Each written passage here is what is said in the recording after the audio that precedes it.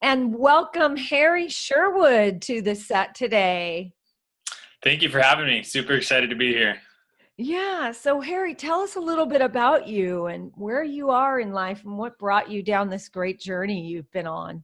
Yes, so I am a co-founder of consciously.org, where we educate people in holistic health and conscious lifestyle coaching.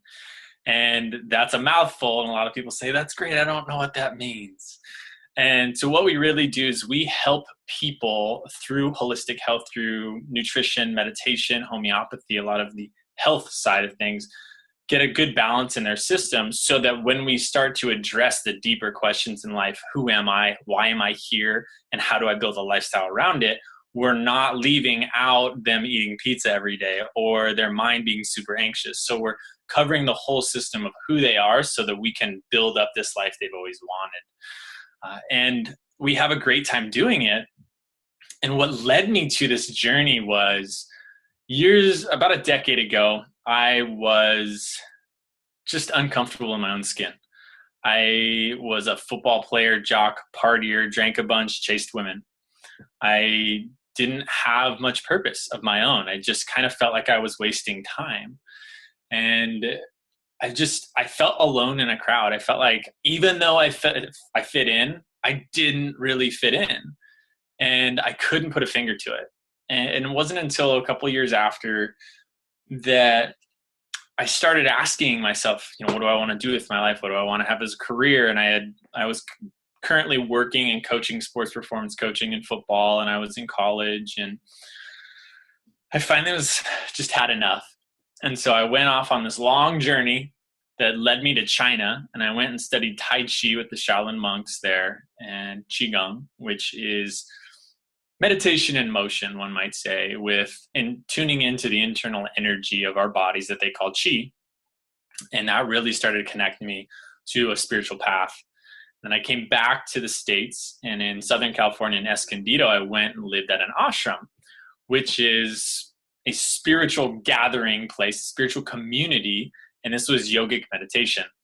And I spent 6 months there, and I learned to meditate, and I learned the deeper path of yoga. A lot of people think of yoga as the asana, stretching yoga, but that's one step on an 8-step path.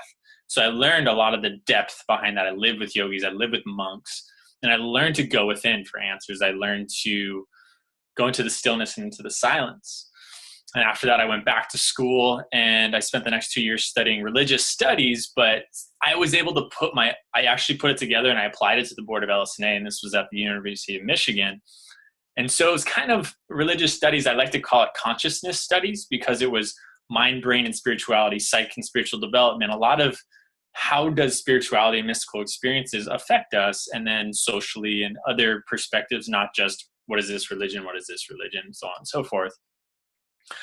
And ever since then, I've just been on a deepening path of getting to know myself, of meditating, of Qigong, Tai Chi, of plant medicine ceremonies, of coaching meditation and holistic health and nutrition. And it's been quite the journey.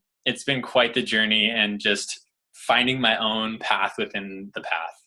It sounds like it. So would you say that what led you down the path was what you just woke up one day and said, I don't want to be living like this? Or I would say that it was a progressive feeling of suffocation. As a kid, I actually tell the story when I speak, as a kid, I loved this show called Dragon Ball Z, which is more or less superheroes. And a lot of people can relate to that. They relate to loving Harry Potter or to the Star Wars saga. It's just something about the magic within it, the possibility of something more within that. And that lit me on fire. I remember there was this one episode where the main character transformed into this new higher level of himself, and they called it the Ascension. And it just, for that moment as a kid, this 11, 12-year-old, I was just left in awe. And I was just left in this state of wonder, like the laws of physics ceased to be in that moment, and anything was possible.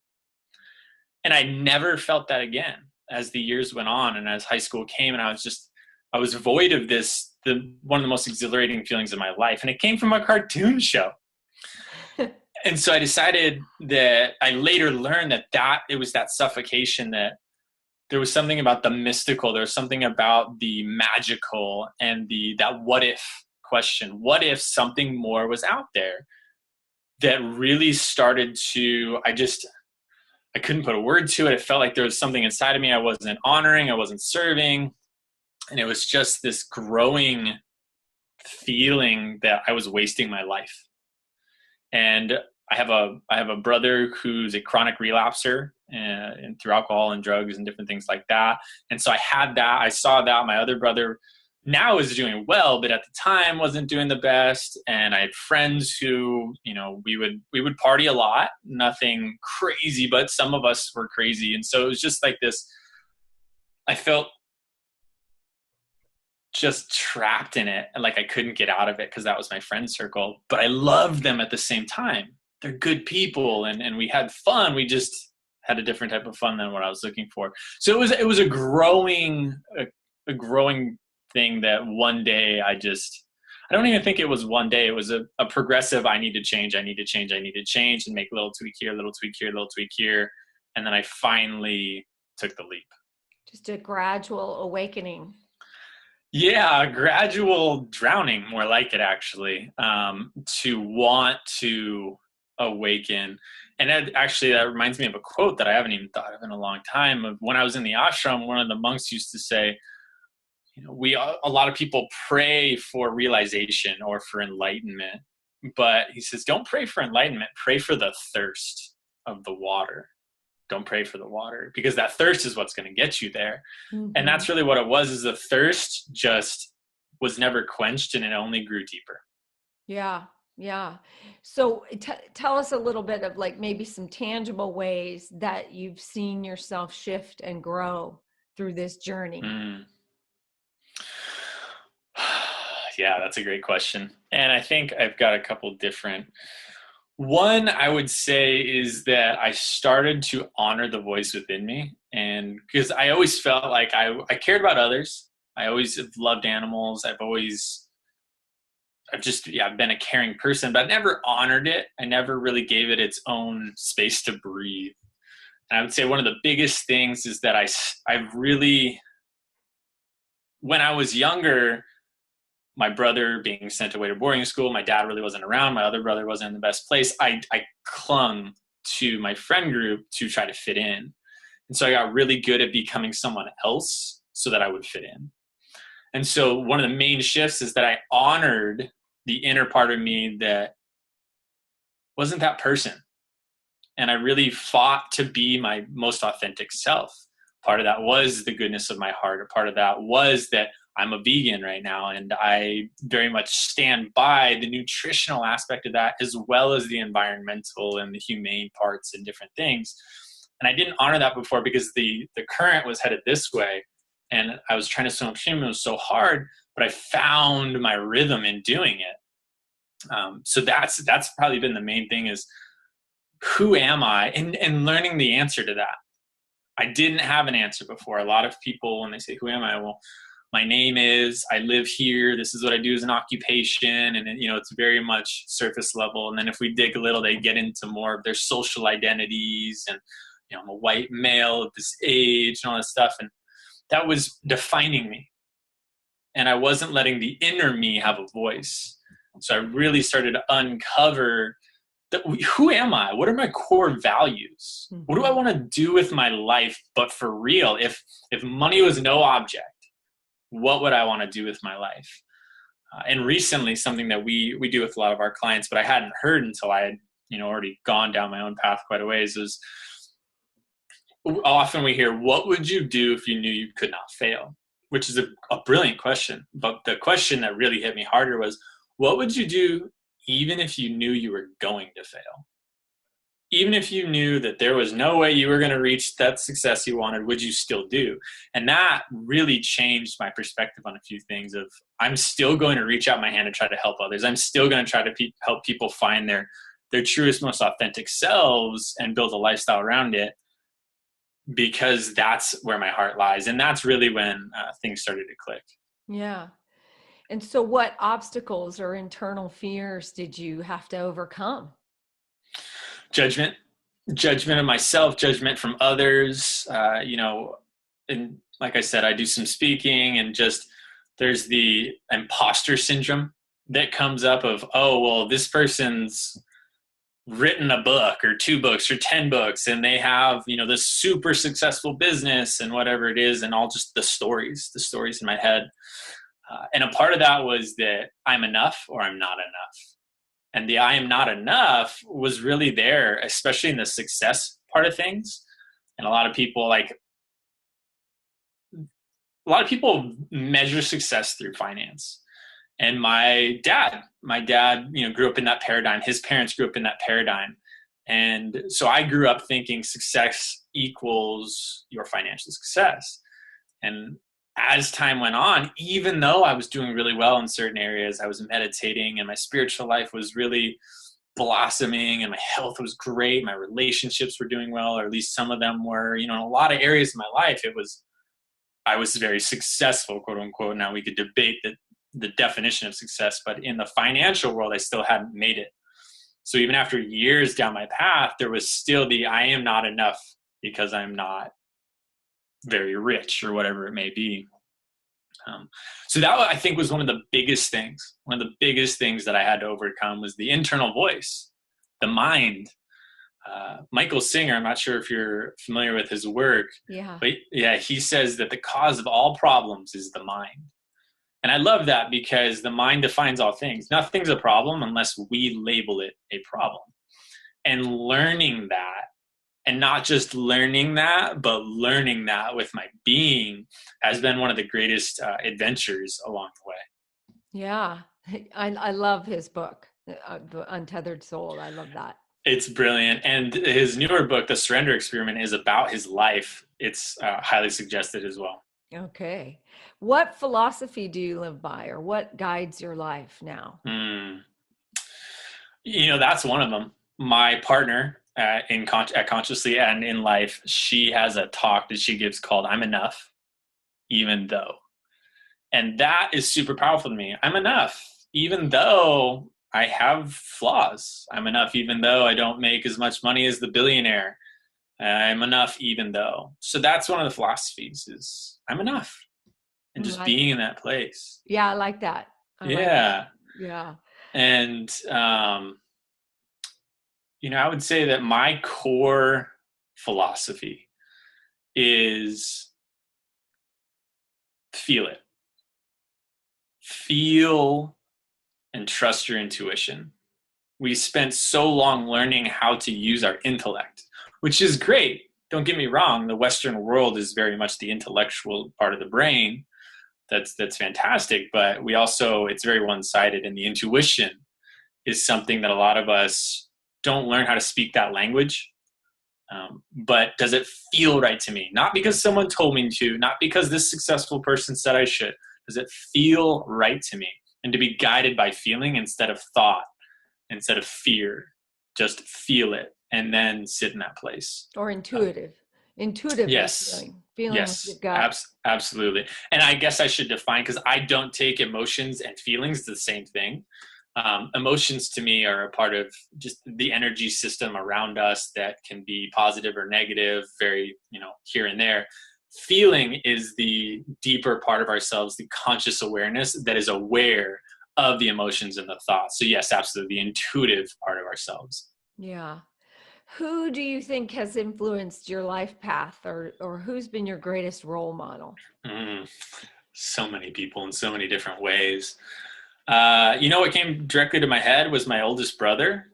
His challenge with addiction has opened my eyes more greatly to battling demons, so to say, battling habits, battling a lot of things that people either understand all too well or don't understand enough. And so that's been an eye-opener. That's really helped me recognize my own addictions within myself, my own habits that lead me towards a loop. That's been big. I would also say that, so actually, funny story, when I was living in the ashram, one of the monks that I lived with, I'm not able to say his name, but he grew up or was friends with Michael Singer for, I don't know, a decade or two before he went and became a monk. And they had a very similar philosophy: the witness, become the conscious awareness behind the thoughts and the emotions. And living with him was absolutely profound. I mean, just being in his presence for 5 to 10 minutes, you would walk away just with a silent mind. It was amazing. And so he was my counselor the first time I lived at the ashram for the 6 months, and that really impacted me greatly. And I often think of him as one of the more of the Yodas of my life. He's definitely fits that role. Well, what tidbit or monumental piece of advice or wisdom can you impart on our listeners?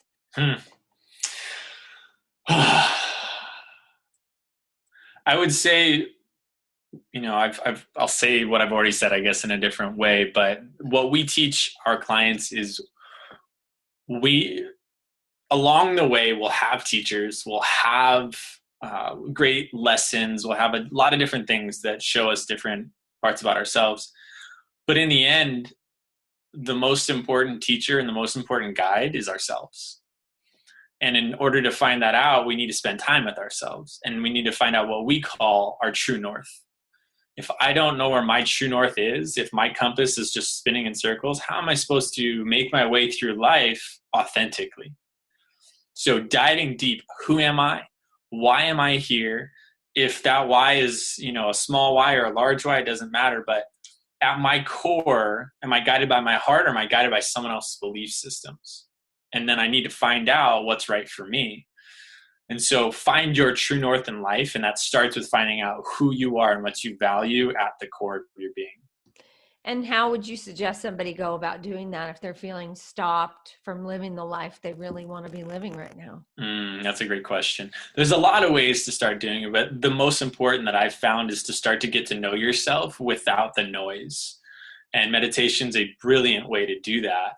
A lot of people think of pollution. We think of, air and smog pollution, toxic pollution, food pollution. But noise pollution is actually something that keeps the monkey mind wound tight. And if we take some time to just spend some time in silence and stillness and just allow our bodies to start to release the tension and that noise pollution, we start to become more aware of our thought patterns and how they're formed and all the depth of them. And then we can start to realize, I am not my thoughts. I am the witness behind them. So I would say finding a good place to start meditating, whether that's finding a spiritual path that has meditation, or finding the Calm app and just starting to use different apps that are coming out. Or coming to visit me. There you go. Perfect. Yes. I love that. And it's just learning that process of silencing the constant stream of thoughts. And what we teach which is an eye-opener to say the least to some people, is, hey, try to stop thinking for 5 minutes. You know what? Try to stop thinking for 4 minutes. Oh no, you know what? Let's take it down. Try to stop thinking and we take it down to like 1 minute, maybe 30 seconds.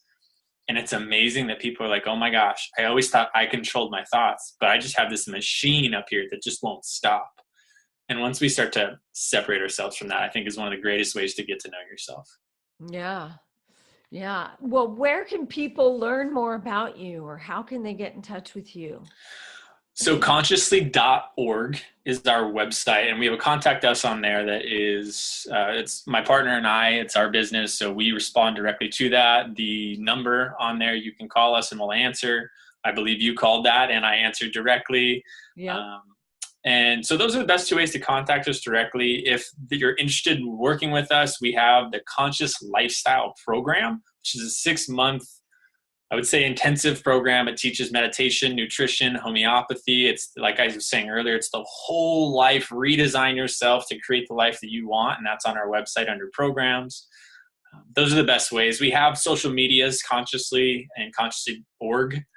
On a couple different social media sites. We don't spend a lot of time on them. Honestly, it's not really quite our thing.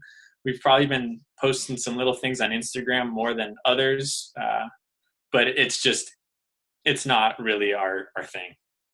Yeah, not in the business we're in. Not so much, not so much, and we're trying to find our own energy and vibe within it, which has been nice. But it came much more from a should when we first started, and now we're like, okay, we're taking everyone else's shoulds out of the way, and what is just our energy? Exactly. It's been a little tricky on my Yeah, end too, to I was gonna say, I'm sure you understand. find the balance, because the last thing I want to be doing is sitting behind a computer and posting things. I want Right. to be face to face with people, and that's exactly what we're all missing, I think, right now. It's social media and the internet and technology is definitely creating a different human interaction, and I think in some ways it's great. In other ways it's disconnecting that energetic connection of the in-person or the voice. So I couldn't agree more. Well, and what I noticed too as a parent of two teens is that for me, it feels as though it limits my ability to parent in some ways, Mm, because they're having conversations I'm not a part of. And if they're having an issue with a friend, or they watch another friend have an issue, I don't know about it. So I can't guide mm. what I don't know. Yeah, that's interesting.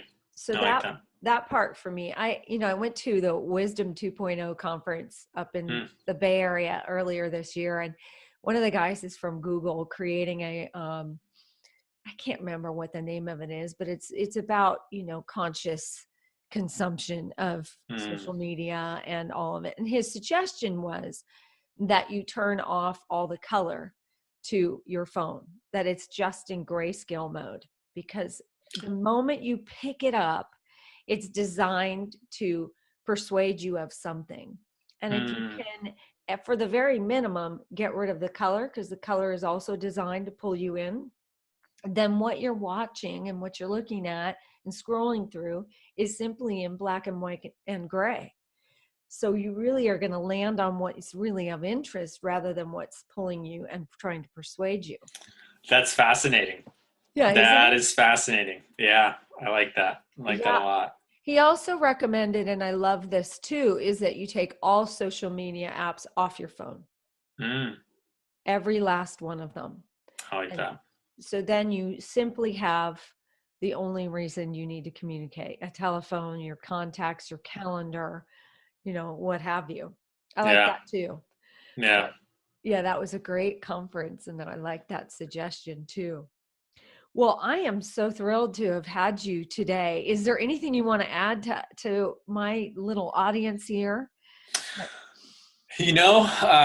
I'm just so glad that a podcast like this is out there. I've done quite a few, and just the focus on the spiritual, the focus on overcoming things in our way in our life, and knowing that whatever level of success, back to that word again, someone is, they're struggling with something. They're working on themselves in some way, shape, or form, and platforms like this are a great way to share that. And so I honor you for doing this. And yeah, anyone that's listening, I would just say that the more that you can trust your intuition, even if you're wrong for the first full year, even if you get it, just it's super hard to understand. The more you trust yourself and you put that trust in yourself, the more it will become easier to learn how to listen to that inner guidance. And that's the most important thing to me in life is, am I guided by my higher self, or am I guided by someone else's beliefs that has been implanted in me? And that's why you see so much unhappiness and depression and anxiety and sadness and everything just on the rise, especially in the US. Well, and I think too that things are moving so fast in our world today that it's really hard, if you're not centered and connected and conscious, to actually choose your own path. If you're chronically under stress, it's hard to have choice. You It's have true. choice when you're calm and you're relaxed and you can actually tune in and listen to what's going on. Then choice shows up. Yeah. Yeah, I like that. My Yeah. intuition is telling me, oh, that's a great answer. Yeah, I used to live in a life of just being so crazy. Just I call it hyperventilating through my day, because that's Mm, how I was. I needed a to-do list. I needed to be moving all the time to feel accomplishment, to feel some sense of accomplishment and feel some sense that my day was worth something. And I was upset if I had to bring something from today's to-do list to tomorrow's. It somehow made some message to me that I didn't quite get there. Right. And I just remember waking up one day and just saying, I cannot live like this anymore. This is just not who I want to be. I didn't even like who I was. Just Yeah. constantly on edge, interrupting people, talking over people, having my opinion be the most important opinion, all of that. And I was like, I don't like who I am. Something has to shift. And that's when Right. I started meditating. I love that. And that takes a level of awareness. And my friend who is very much in this same space, but his business is helping businesses find exactly how to speak their gift to their audience.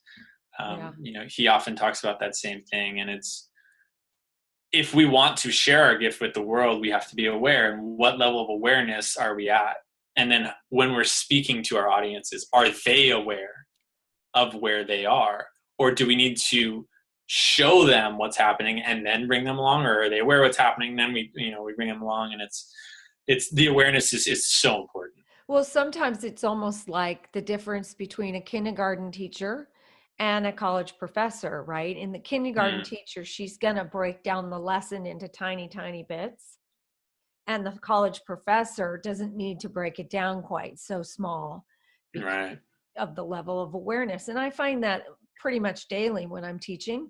It just depends on who walks through that door, where their level of awareness is. What I love is that you wouldn't get in touch with me, or you wouldn't walk through my door unless you had something gnawing at you saying, there's a reason that they're there. It's time. It's time for a shift of some kind. And a lot of times people come through the door, they have no idea why they're there. They just, I think it's an intuitive sense and a feeling that they have that something has to shift, kind of the way I had. Or I don't know how to make it happen, but I've got to make it happen. Right. Something's got to give. Yeah, I like that. Yeah. Yeah. Well, it's been an absolute pleasure. I hope that you'll come and visit Life Illuminated again sometime in the future. Yeah, that sounds great. And thank you for having me once again. This was great. I loved it. Yeah. Thanks a lot, and have a wonderful day. Thank you. You too.